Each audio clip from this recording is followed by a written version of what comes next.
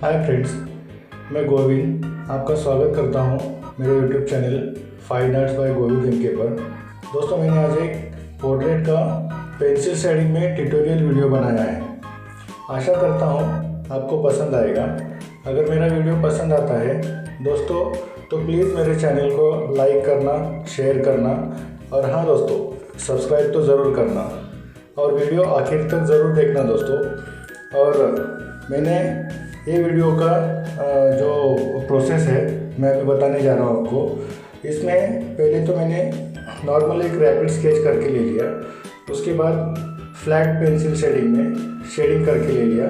जो भी middle shade होती है वो फ्लैट पेंसिल शेडिंग में जैसे देख ही रहे हो आप लोग, तो ऐसे शेडिंग कर लिया मैंने। उसके बाद कहीं थोड़े बहुत जो डार्क के शेड है वो भी मैंने उसमें दे दिया है। उसके बाद जैसे पेंसिल जिस तरह से चाहिए, जैसे फ्लैट शेडिंग या तो लाइनिंग शेडिंग, वैसे मैंने उसको यूज़ किया हुआ है। और जैसे जहाँ पे शेड चाहिए, जहाँ पे लाइट चाहिए और जहाँ पे मिडल टोन चाहिए, वो हिसाब से मैंने पेंसिल को मोड़ते हुए या तो पेंसिल को जैसे स्ट्रेट करते हुए हॉरिजॉन्टल, वर्टिकल जैसे भी मैंने चलाया हुआ है। तो ऐसे शेडिंग के लिए पेंसिल शेडिंग में हम लोग वर्क करते समय पेंसिल को जैसे चाहिए वैसे मोड़ सकते हैं, उसको जैसे चाहिए वैसे वर्टिकली, हॉरिजॉन्टली हम लोग यूज़ कर सकते हैं। और अगर पेंसिल फ्लैट चलानी है तो पेंसिल का जो लीड है, जो नोक होता है, जो हम लोग थोड़ा सा ज़्यादा उसको शार्प करके उसको बाहर लेके उसको फ्लैट पेंसिल में भी यूज़ कर सकते हैं, फ्लैट पेंसिल शेडिंग में भी।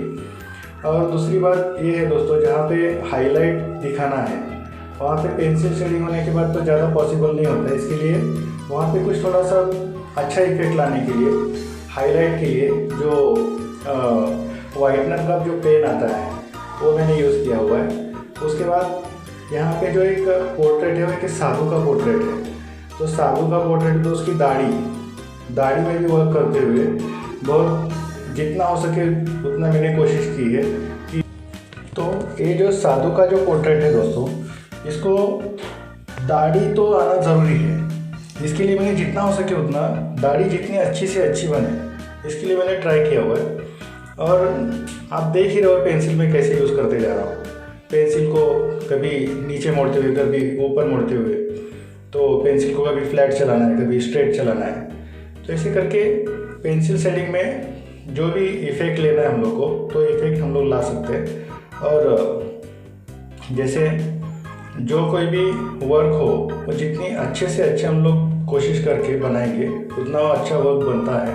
तो यही जो एक्सपीरियंस है इस ये वर्क में मैंने ले लिया, क्योंकि पेंसिल वर्क जो है वो करने के लिए काफ़ी आसान तो होता है, लेकिन पेंसिल ब्लैक कलर में होती है और ब्लैक कलर में बाकी के जितने भी कलर होते हैं वो सभी कलर का इफेक्ट हम लोग को लाना पड़ता है। जैसे वाइट कलर है या तो मिडल कलर है, जैसे वाइट कलर लाइट कलर होता है, मिडल कलर थोड़ा सा मिडल या तो डार्क कलर, उसके बाद डार्क में का भी मिडल कलर होता है, लाइट में का भी मिडल लाइट होता है, मिडल में का भी मिडल लाइट होता है, रिफ्लेक्शन टोन, कई सारे टोन होते हैं। तो वही सब टोन जो है हम लोग को पेंसिल के एक ही ब्लैक टोन में ही हम लोग को लेने पड़ते हैं। तो ये सब लेने के लिए पेंसिल कितना हम लोग प्रेस करते हैं उसके ऊपर डिपेंड करता है, और पेंसिल कैसे हम लोग पेंसिल चलाने में हम लोग का जो कंट्रोल पाए हैं उसके ऊपर डिपेंड करता है। दोस्तों, आशा करता हूँ आप लोग ये जो मेरा वीडियो है पूरा देखेंगे और इसको लाइक करेंगे, शेयर करेंगे और मेरे चैनल को जो fine art by Govind MK जो मेरा चैनल है इसको सब्सक्राइब ज़रूर करेंगे और मेरे आने वाले वीडियो आपको जल्द से जल्द मिले इसके लिए आप लोग बेल आइकॉन प्रेस करना ज़रूर नहीं भूलेंगे दोस्तों। धन्यवाद, थैंक यू। तो चलिए दोस्तों, ये जो मेरा वीडियो है लास्ट तक ज़रूर देखिए और वापस से मैं आपको बोलना चाहता हूँ कि सब्सक्राइब करना, शेयर करना, लाइक करना। थैंक यू दोस्तों, धन्यवाद।